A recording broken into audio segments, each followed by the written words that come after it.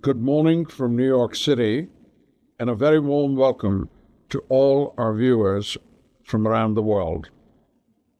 My name is Sunil, Mr., and I'm going to be the host of your fireside chat today. Our guest is Mr. Abdallah Jum'ah, and Mr. Jumah needs very little introduction. In fact, if I were to introduce him, it might take the course of the rest of this session, so I'll keep my remarks brief. But before I begin, I would like to thank our hosts and sponsors for this very important and relevant event that they bring to us every year. My good friend and chair, Professor Peter Easton, is the first I'd like to thank. Okay, of course, it has been Peter's vision with the Center for Accounting Research and Education at the University of Notre Dame, but I would also like to thank, in no particular order, the Climate Action Group, the United Nations Environmental Program Finance Initiative for bringing us this event, and the Sustainable Investment Forum of North America. Last but not the least, I would like to thank my good friend, Josh Carroll, who heads Duna Films, that's making this extensive recording across the world seem as seamless and effortless as possible. And Josh, I'd like to thank you for both your patience, your competence, but most importantly, your cheerful disposition as you've gone through this process with the innumerable little bugs and fixes. So thank you all. Now, introducing Mr. Jumah is a daunting task. Mr. Jumah, just at the highest level, I'll give you a skim through his background. He's the former president and chief executive officer of the Saudi Arabian oil company, also called Aramco, which also happens to be the largest company in the world. For over 10 years, until very, very recently, he served as the chairman of the Saudi Investment Bank. He also serves as the current co-chair of the United States Saudi Arabian Business Council. Mr. Jumah has served on several boards, and I will just name a few to begin with. Halliburton Company, the J.P. Morgan Chase International Advisory Council, Schlumberger Company, Saudi Arabian Airlines, Saudi Arabian Mining Company, Ma'aden, the Reliance International Advisory Board, the MIT Corporation Visiting Committee for Engineering, and of course, he has for a long time been the former member of the International Business Council at the World Economic Forum. Needless to say, a little note that I am honored and delighted that he still continues to serve on our board at AccountAbility for the last decade, advisory board. Mr. Jumah has been named on numerous occasions by Fortune, Forbes, Financial Times, and other leading publications around the world as one of the most influential, most powerful, but importantly, respected business figures around the world, right?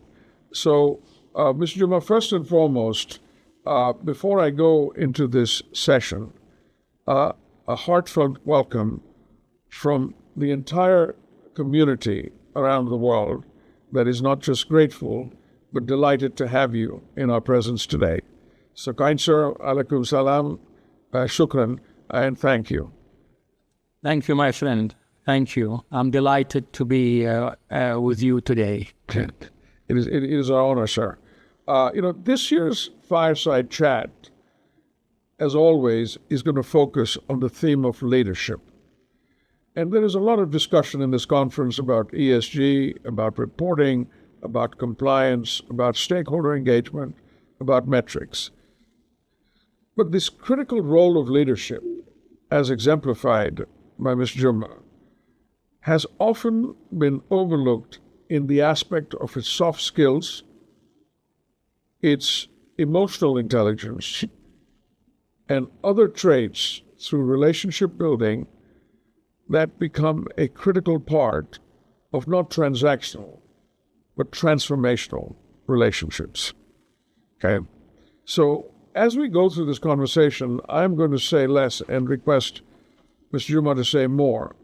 My first question to you, sir, is appropriately titled From Mailroom to Boardroom. And I will give our listeners and viewers some additional context of what I mean by that. Starting as a very young man in 1959, he rose to become the president and CEO of the company in 1995. Now, the meteoric journey from mailroom to boardroom is nothing short of a miracle. In Arabic, we call it mu'jiza or karamat, but of course, Mr. Jumah will be correcting my Arabic throughout this interview. But this miracle, and I paraphrase, ladies and gentlemen, I paraphrase because it is truly a powerful experience. His early reviews as a mail boy at the Saudi Aramco company in Dhahran, and I read, he doesn't require frequent rest and water breaks. He is reliable and always arrives on time. He covers long distances in good time, and my all-time favorite, he has a cheerful disposition, which he absolutely does. Okay? Mr. Jumah, there is very little I can say about this journey, but I can ask a lot of questions that all our viewers are asking. From a professional standpoint, I just have one question. How did this happen? Over to you, sir. Well, thank you, my friend. I can't say that this is a peculiar case. I think we have many people in my country that went through the same journey.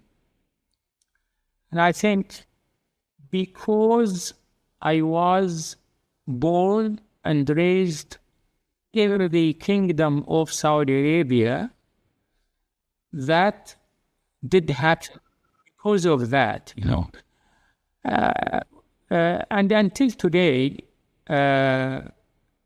people take the benefit of free education.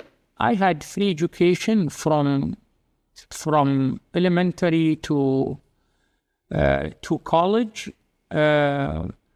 When there was a problem going from one village to the other to go to study, the government provides support. And therefore, I think the first element is it happened because it was in Saudi Arabia, and this is very important. I think the second thing is I was serious. I was, from the very beginning, three things that I focused on unconsciously, but I did. Work when there was an ability to work. Sports. I play soccer from very early childhood, and on self-development. But I think maybe I would speak about my first job, because that was something new, and I joined Aramco in 1959 as a summer student. In fact, I worked in Aramco two consecutive summers, both in the engineering department, and my title was office boy. An office boy means carrying files from really between secretaries of the different departments. But that very job gave me a lot, actually, because that job gave me self-confidence first, is to talk to several people. Most of the secretaries at that time in Aramco were wives of Aramco employees. And therefore, I had the ability to go and talk to them, practice my English. But the other thing is, for some reason, whether it is their questions, whether at my own behest, I started to talk to them about our culture. I'm interested in our culture, in our life, in our family, in my surroundings. And what I was interested in the history of Al-Khubar, my hometown. And Al-Khubar was created. My father was maybe one of the first 100 people that touched a virgin beach and created huts made of wild palm trees and lived there until today. Today, Al-Khubar is a cosmopolitan city, under 1 million people population. But when my father was there were probably 100 or 200 people that came and set foot there. So I think in that job, I felt that all the secretaries liked to talk to me. I spent 2 summers, actually. I know the first summer they noticed that I had only one shirt that I must have washed at night, because it's the summer, so I must have washed it at night and wore it in the morning. So they saw me with the same shirt for 3 months. So at the end of the summer, they gave me actually a nice gift on behalf of all the secretaries in the engineering department, and it was a nice, beautiful, checkered T-shirt, which it stayed with me for quite a number of years, just as a memento of those years. But I did wear 2 years as a male boy. That job gave me a lot of contact with people, confidence to talk to people, confidence to answer their questions. And of course, together with the sports and self-development, which I hope we'll talk about it later today, is interest in reading, interest in knowledge, and so on. That is the story of the male boy that rose to the helm. Well, Mr. Jumah, just listening to this is nothing short of a miracle. And when you talk about your late father, may he rest in peace, having started off as probably one of the 50 families, Mr. Jumah. I was talking to some local historians. It was even earlier. And starting in a thatched hut.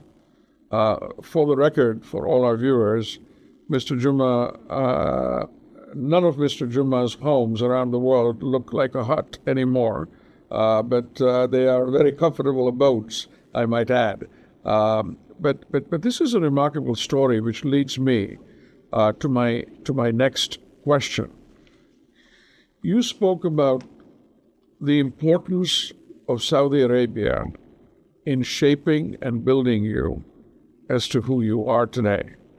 And I can completely attest to that fact, because after you have come generations of young Saudis who have had the benefit of free education, free support, and a huge role that the government has played in their development to be the future generation of leaders.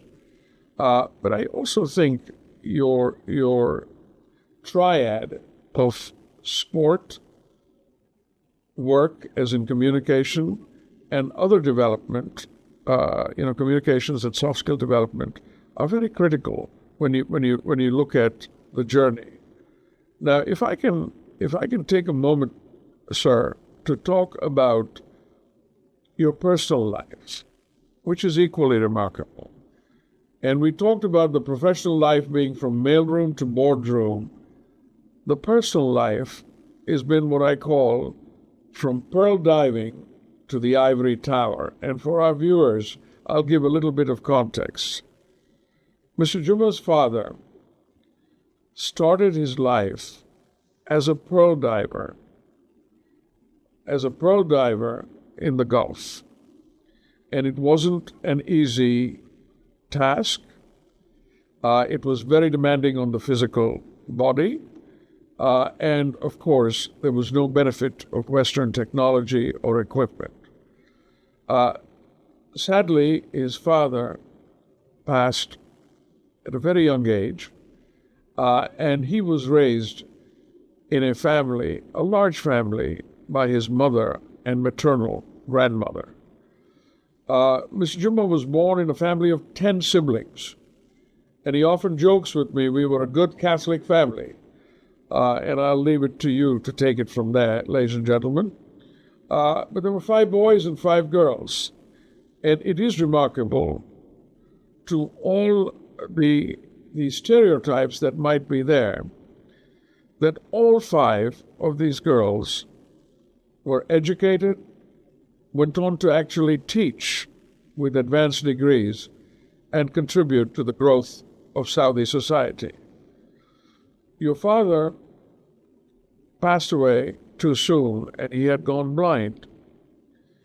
And as your mother and your maternal grandmother raised your family, Mr. Jumah, can you tell us a little bit about your childhood and the strong early influences on your life which shaped you and developed you and had a critical part of your growing up?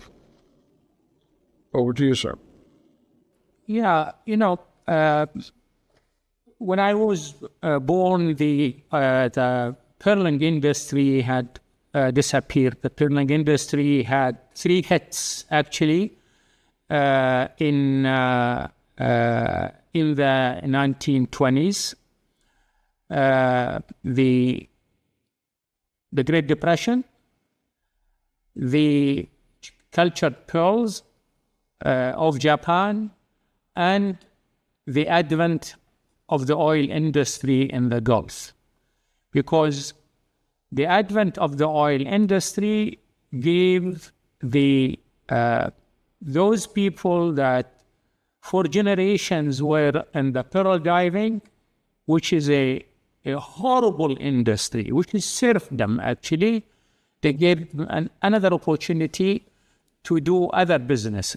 And therefore, the oil industry, the pearling industry disappeared, and particularly after a big storm that hit the pearling fleet in the Gulf in 1924, and that was probably the end of the industry, of course, together with the other 3 elements that I spoke about.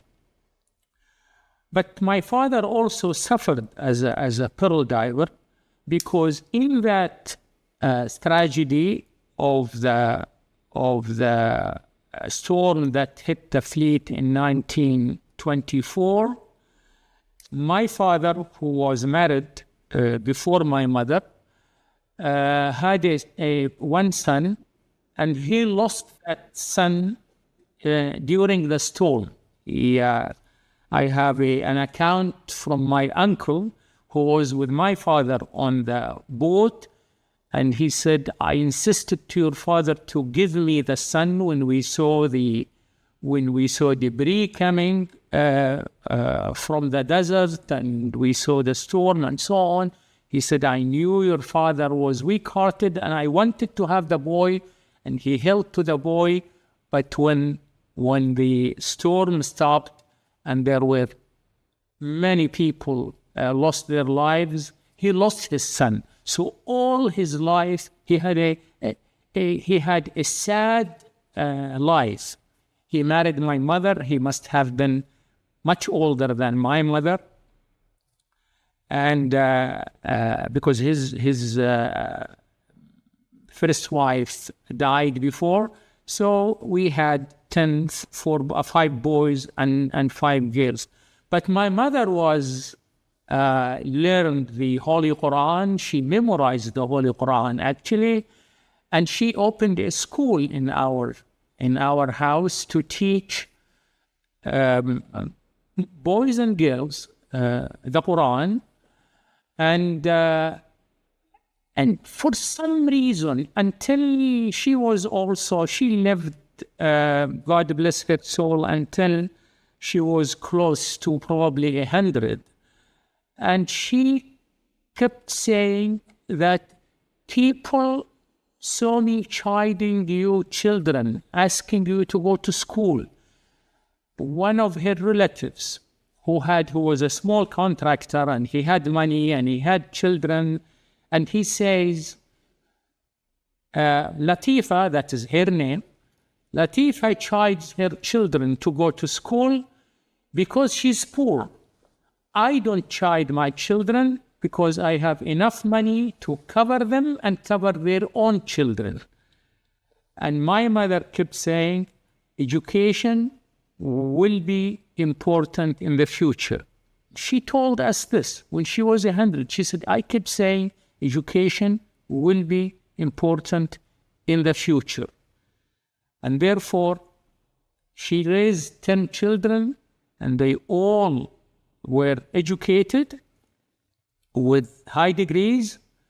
And I think this is the effect. This is one. The second is my oldest brother was what they call really a genius. He was encyclopedic. He was interested in many things. He was a poet. He was a linguist.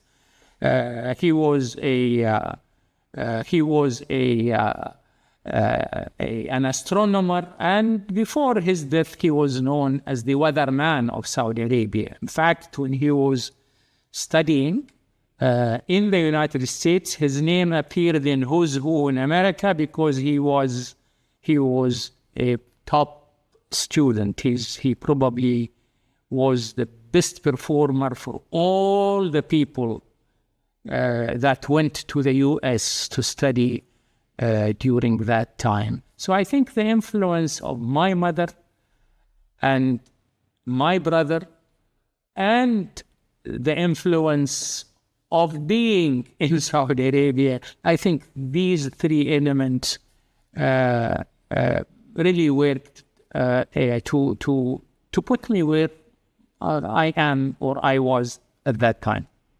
Yeah, thank you, Mr. Jumah, for a very helpful context regarding childhood and the growing years, especially when you talked about the impact to the pearl industry in the 1920s, starting with the Great Depression, the development of cultured pearls in Japan, and of course the advent of oil in the Kingdom of Saudi Arabia. Because clearly the advent of oil and gas in the Kingdom of Saudi Arabia has been so transformative when you look at the history of the country. And now you look at it as a diversification way beyond oil into a multitude of different industries, including service industries, manufacturing industries, infrastructure, and transportation. As we look back, we look forward. And one of the key themes that we wanted to touch in this discussion was the lost art of soft skills, relationships, emotional intelligence, and the ability to bring large groups of individuals along to a shared purpose and a shared vision. Now, there's no one who does that better than you. It would be interesting to have a little bit of insight and introspection into the person that Mr. Jumah is, because he seldom discusses this with anyone. and he's far too modest to talk about himself. You know, Mr. Jumah has a personal library of well over 2,000 books. Equally interesting,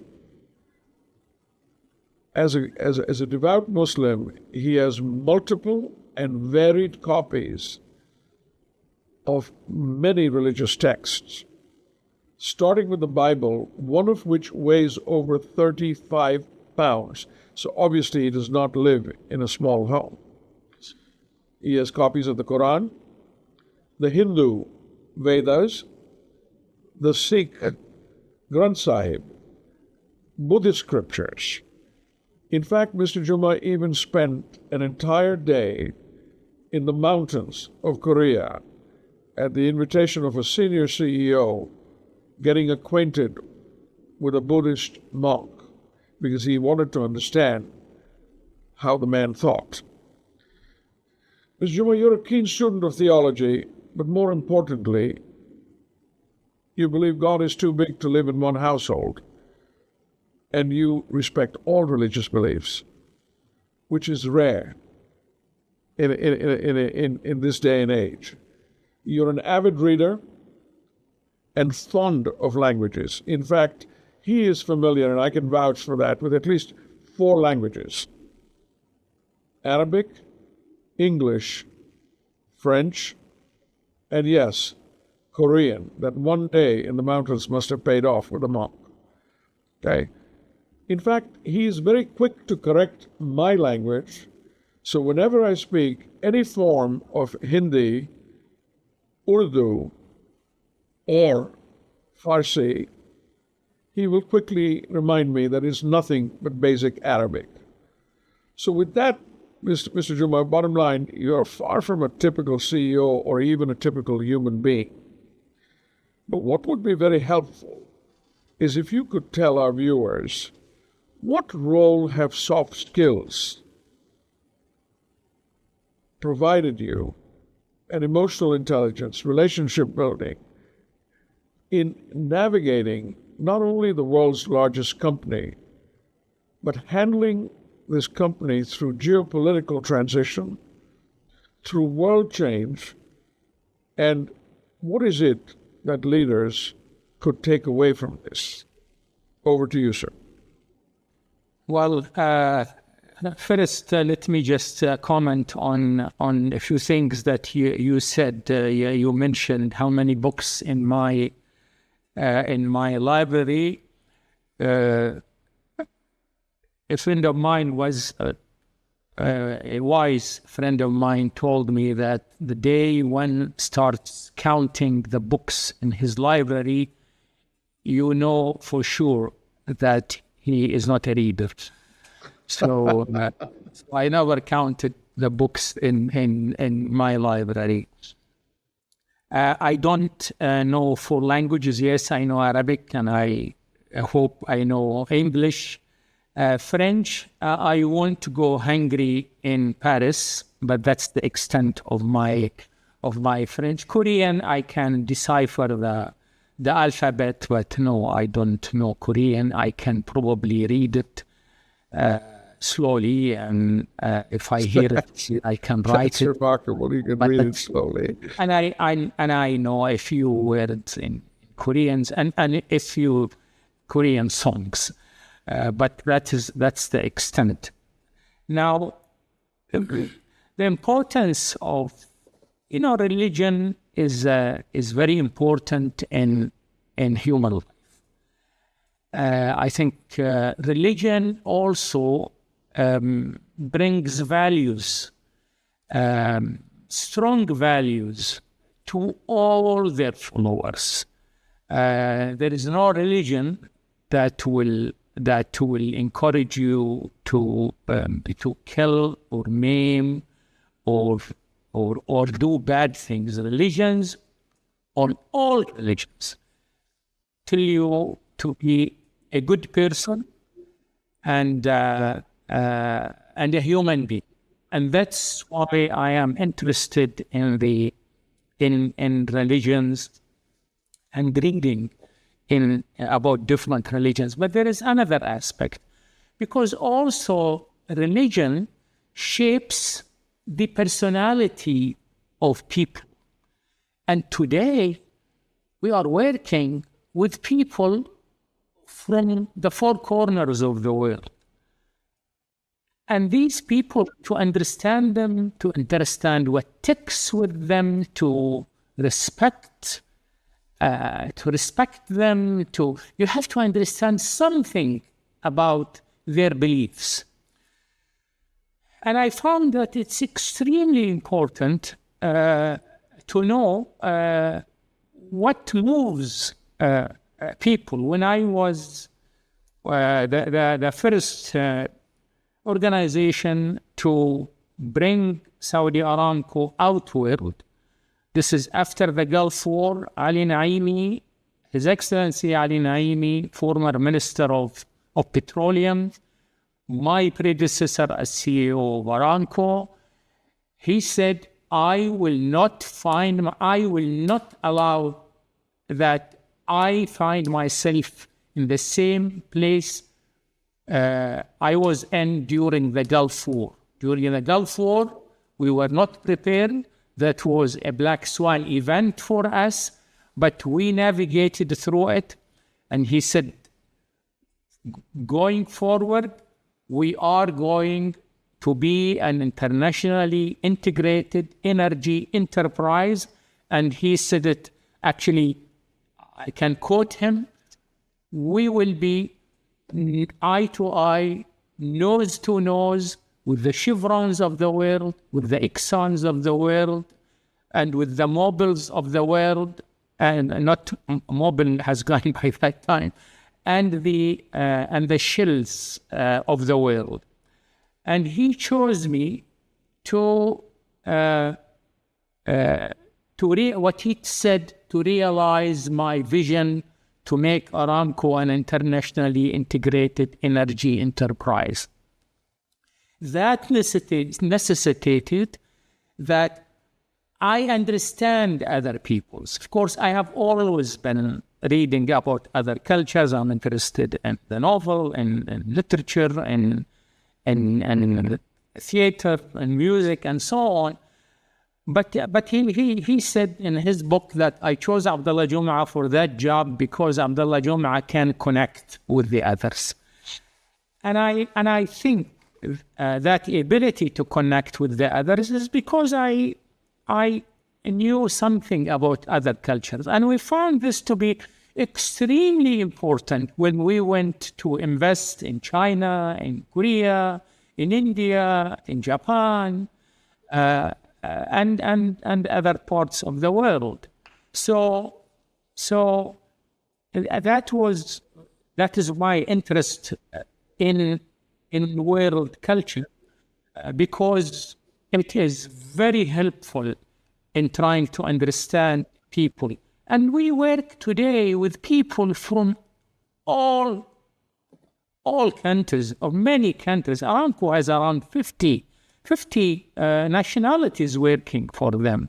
And if I work with a Chinese on one side, English on the other, Indian on the other, and whatever, American, and so on, I have to understand something about their culture so that we work in a healthy environment. And I think that is one thing. Now, on the art of soft skills, of course, I came with the difficulty of not having the hard skills of the oil industry. I'm the first Aramco president without an engineering degree. But I found that leadership needed a lot of the hard skills. I can do that by bringing the right people. And from the very beginning, I decided to bring people who were much smarter than I am. And people say, don't bring a strong a strong man or woman working for you, I am against that. I would bring a strong individual to come near me, because a strong individual will strengthen me. A weak individual will weaken me. And I think I hope I built a very powerful team of huge tigers, and I tried. My ability is to work with these people. And when they come and present me, they used to come and present me things on horizontal drilling, on technical issues and so on.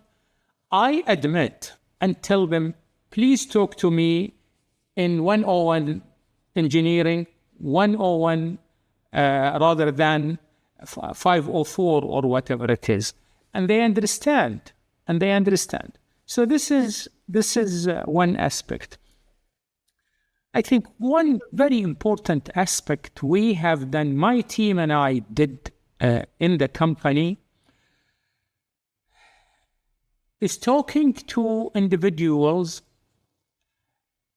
in the company and telling them that every individual in the company, wherever he is, can make it or break it to the company. I talked to the young operators in the offshore, onshore, and the desert, and so on, and told them your omissions and commissions are very important for the companies. I also told them that I don't want anybody in the company to be a twig in a big bundle. If you remove that twig or put it back, nothing happens to that bundle. I want everyone to be a big piece of wood, so that if you remove it, the bundle shakes. And we have seen it in the industry. We have seen it. We have seen huge organizations collapse because of the omissions or commissions of individuals. So we really focused on the individual and the company, my team and I. And I just want to mention something, that when I was appointed CEO and I was attending a seminar in the company, a seminar that we give to our managers, one of the managers asked me, what is the legacy that you want to leave in the company after you retire? I was just appointed. I said, my God, literally just be just a few days on my seat as CEO. And now you are talking to me for retirement. He said, after retirement, what legacy you want to keep? And I told him he said, what do you want to be known as? And I said, I want to be known as the one who let the genie out of the bottle. And what I meant with that is that I found that in the company we have powerful people. We have brain power, but that brain power is not being worked at its capacity. We also had young generation, young men and women who are coming from colleges and great institutions, but the leadership on top of them is of the old mentality. So there was a blockage of ideas. What we did, I asked at that time, how many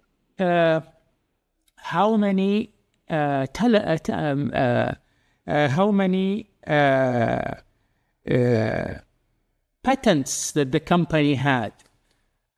Of course, because, we were an American company for many years, and only in 1988 we were a Saudi company. So, and in the old days, any patents done under the American company goes to the owners. So when I asked in 2000, and when, how many patents that the company owns, we had only 20 patents. And we are the biggest producer of oil at that time, and we had only, I think, 20 patents. And we created a system where we told people, look, we encouraged them.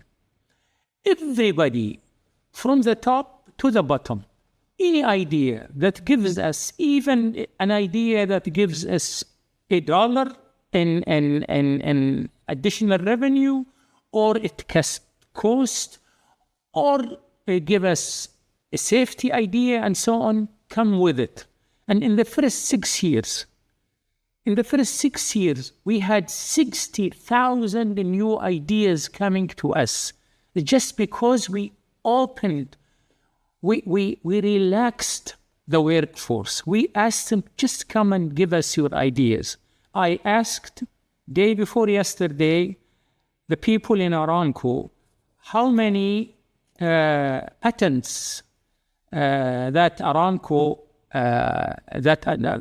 what is the pattern is going in Aramco, and they said that in 2024, the patents that Aramco received from US patents, actually, which are the most difficult. I asked how many patents. They said the patents granted to Aramco in 2024 is twice the total of patents granted to Exxon, Chevron, Total, and the French. So and Total, of course. So the total of the big oil companies was only 50% of what Aramco got. So this is part of, when we talk about soft skills, it's just touch the hearts of the individuals. And now, you see, Aramco is not the Aramco that we saw in the early 2000. Aramco is a great company today, thanks to the people in the company that really, their mind is open. And when I talk to the people today in Aramco, these are different people. These are not the type of people that I run. These are people that have gone in their thinking, in their ability, in their communication. I'm very happy to see that. Mr.Jumah, there is a wealth of wisdom in what you've just said. And clearly, it would take a while to capture all of it. But what is remarkable is, having been in the consulting business personally for over 3 decades, especially serving the oil and gas and the energy industry, in addition to financial services and healthcare, I can truly say, based on experience, that Aramco today is truly an internationally integrated energy enterprise. And this is thanks to the vision of Mr. Naimi, yourself, and all the wonderful people who have made this a reality. But the key points that you have mentioned here was the ability to connect with others, and connect with others in a meaningful manner. From CEOs and heads of states to servers in restaurant, a small little French bistro, and I won't go and name people, but where the server still remembers you 2 decades after you sang with him a famous song after closing hours. Hiring people who are bigger than one and smarter than one is an extremely, extremely critical aspect, something that has been shared by other leaders. But when you talk about building a powerful team, of individuals. The analogy of a bunch of twigs, and if you remove a twig breaks, versus a strong log of wood, where you said every individual can make it or break it, is a very powerful statement. And it takes a lot to make it happen. It is easy to say it, but to take it from 20 patents to 60,000 ideas in 6 years is nothing short of, and I use the same word, miraculous, over and over again. Mr. This leads me to a question that you briefly touched upon about leadership and legacy and the next generation. So you have clearly, very early in your CEO career at Aramco, in the first few months, outlined your legacy. But after that, you've gone and become the chairman for a decade of a very large bank. You've served on several boards. You've led several transformations. At this point, what would you wish your human legacy to be? Is it any different because you're a different person today? And what advice would you give a teenager, Abdallah Jum'ah, from 1959 today, based on what you know today? And that would give us an idea as to what kind of leadership this world needs to succeed in the future, sir. Over to you. I think I would probably, the first thing is that to tell young people, have humility. And humility is not a question of be weak in front of others and so on. Humility is the ability to know yourself, know your weaknesses, and know your strengths. But the most important aspect of humility is that you as a leader don't have all the answers. If you realize that you don't have the answers, then you can talk to your team, you build the right team, you find the team that can work together. So I think humility in its grand meaning is extremely important, and I preach this to my children who are also professionals, and I preach it I preached it in the company, and I preach it to young people who ask me. I think the first thing is humility.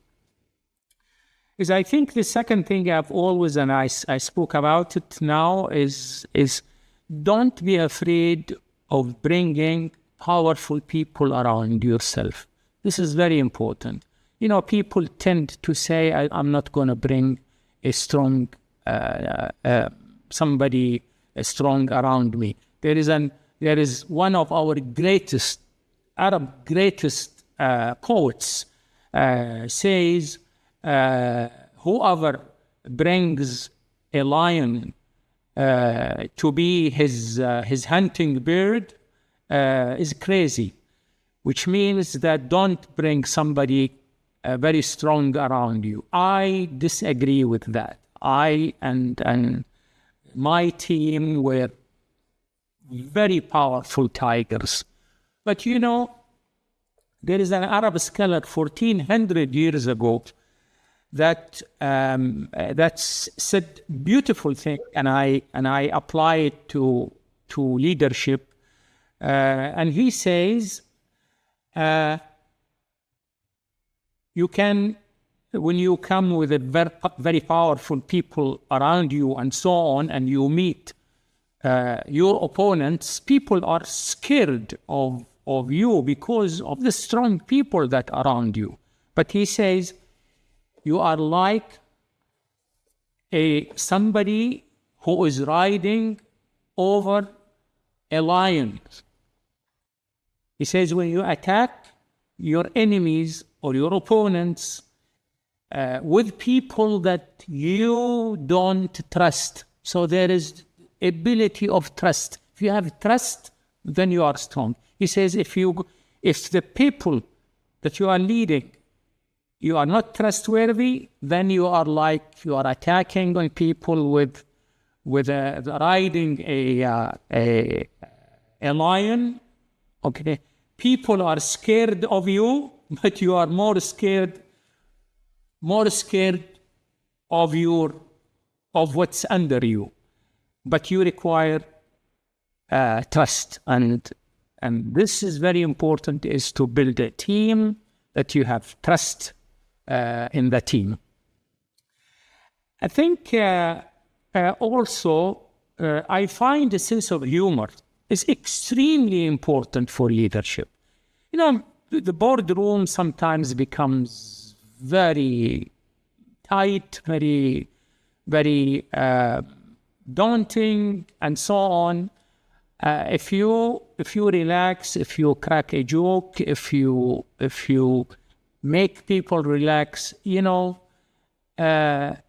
people will work for you. Will realize that you are not somebody who is just whipping them with a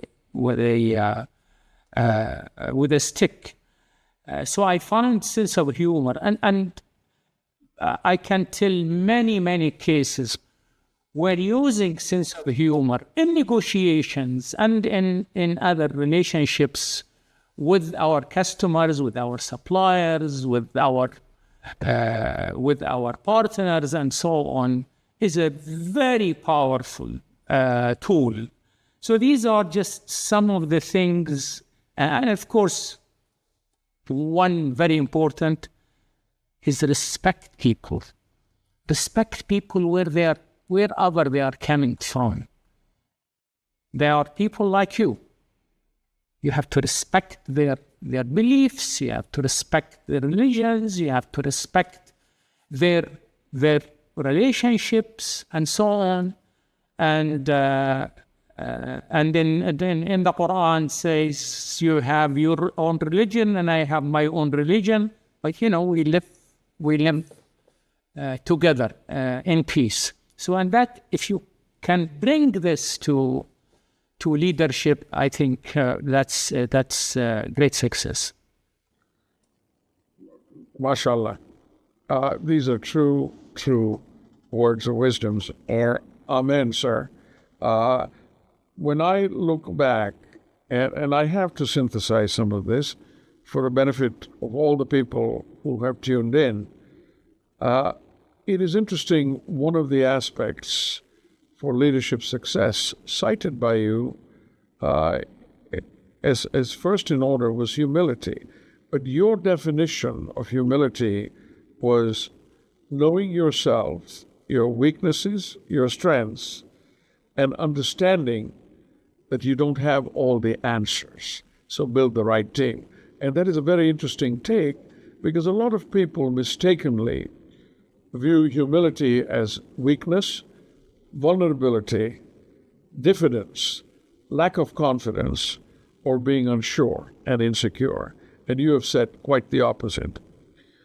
Your comment about bringing smart people to the table, in fact, bringing people who are much smarter than we are to create a company of giants, is so very true.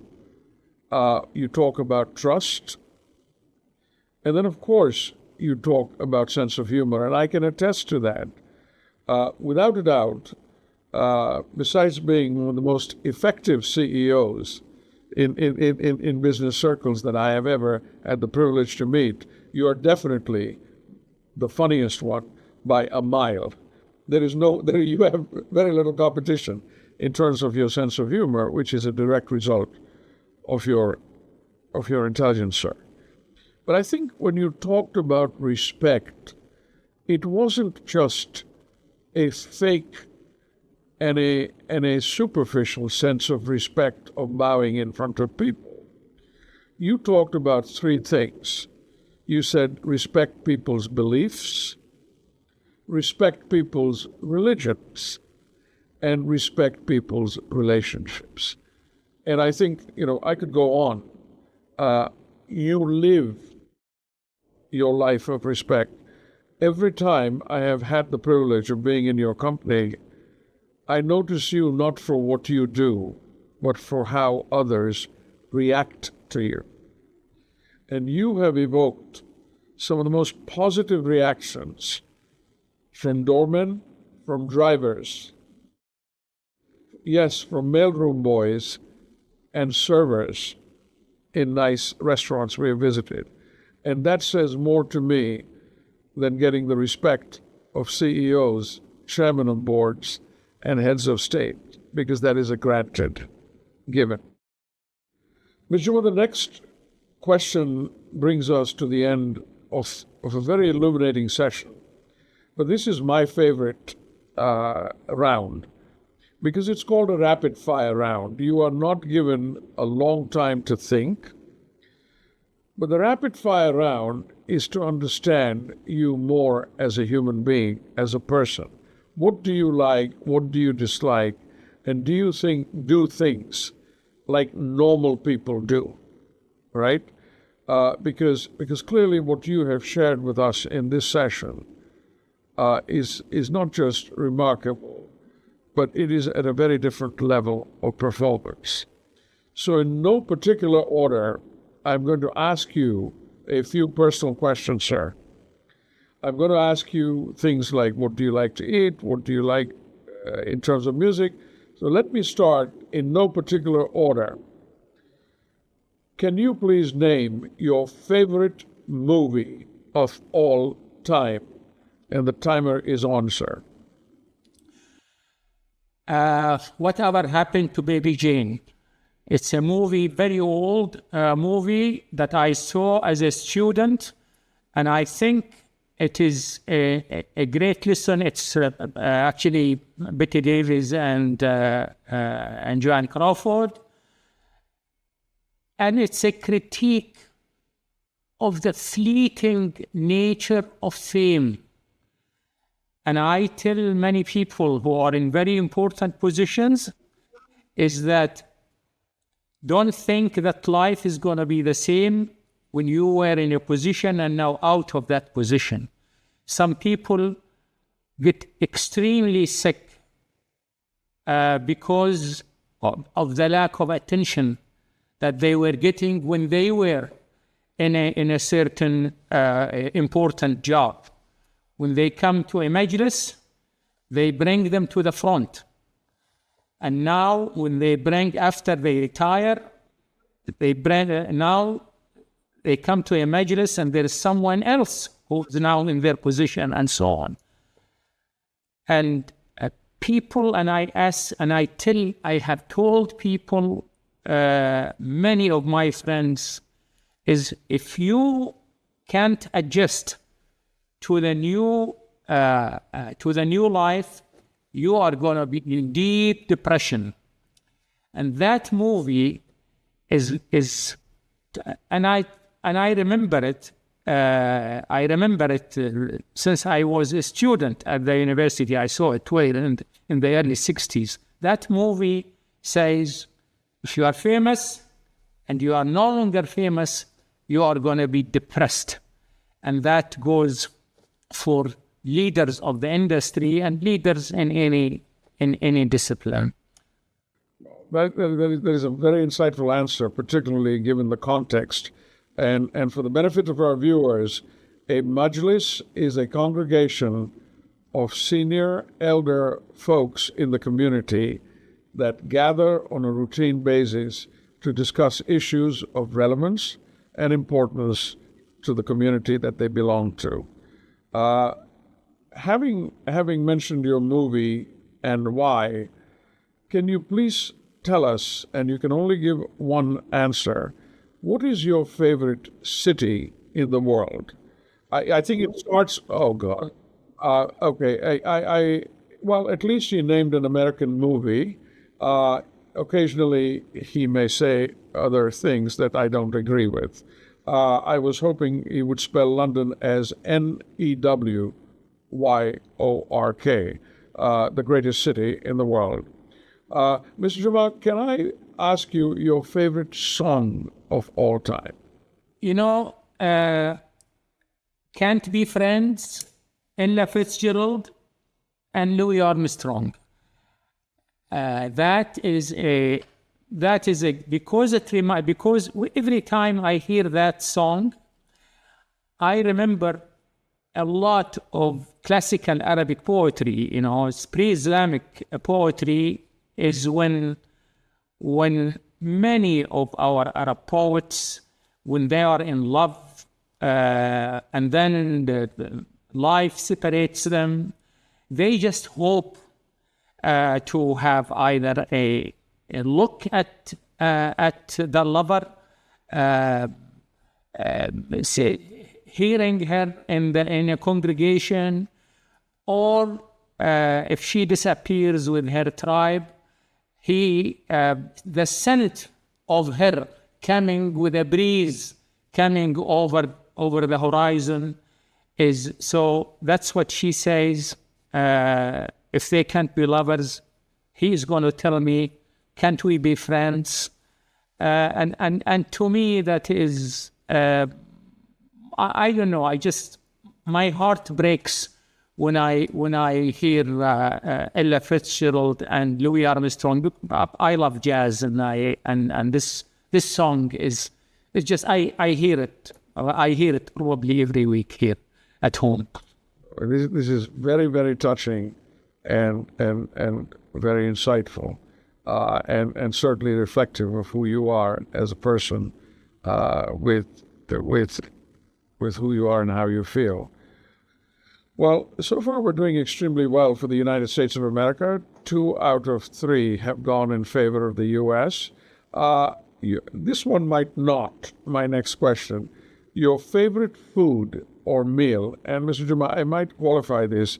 Champagne does not qualify as a food class, neither does caviar. So we have to stick to common man's food. What is your favorite food and meal of all time? A fish, if I catch it myself. And I will attest to that, that he has multiple fishing docks at his homes, and he does catch. But that's a completely different program about what he throws back versus what he keeps, and how he uses every piece of sustainable fishery in principle and in practice.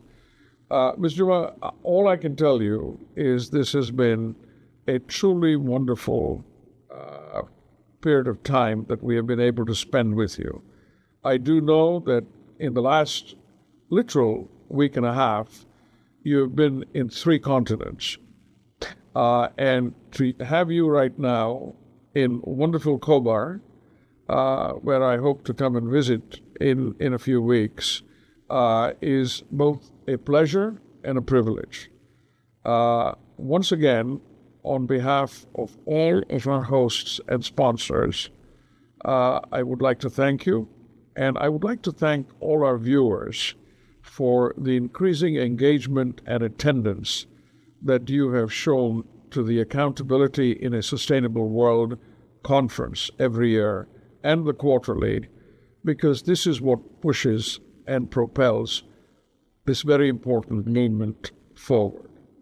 So, a very good morning from New York, a good evening, Saudi Arabia, and a good afternoon to London. And we thank you for your time, this broadcast. Thank you, sir. Thank you, my friend. Thank you very much. Been delighted to be with you, and good luck. Thank you, kind sir.